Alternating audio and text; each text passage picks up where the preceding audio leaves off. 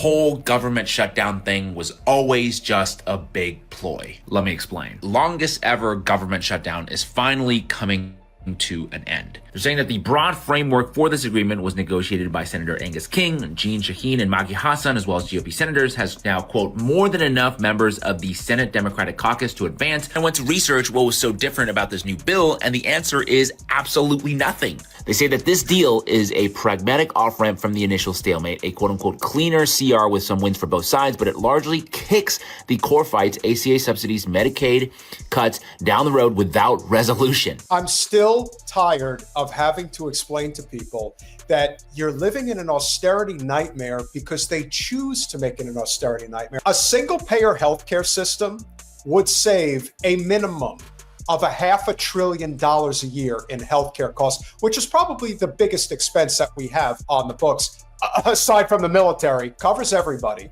gets all of the basic care taken care of, eliminates the for-profit middlemen in between you and your doctors. You know, Cigna, Aetna, Blue Cross, United Health, Luigi.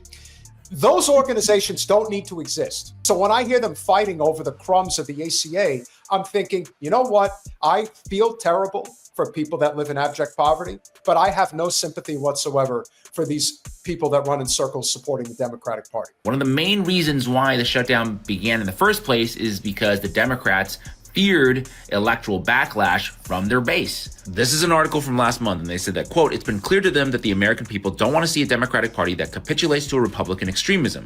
They want a party that stands up for people's healthcare, that stands up for our democracy, and that's what they're doing now. And that message worked brilliantly for the Democrats. They absolutely shellacked the Republicans in the elections last week. And now Democrats who won their elections last week are coming out and saying, yeah, they can be done with this government. The big winner of them all, Spangberger, is a darling of the Democratic Party, a darling, a person that, without question, is going to ultimately day. And so what's the first thing she does when she's interviewed on MSDNC? We have to end the shutdown so that my very wealthy government employees in Northern Virginia, you know, the people that got her elected, yeah, they need to get back to work. What the hell with everybody else? It's not my problem now. I'm in office for 4 years. You're going to forget about this tomorrow.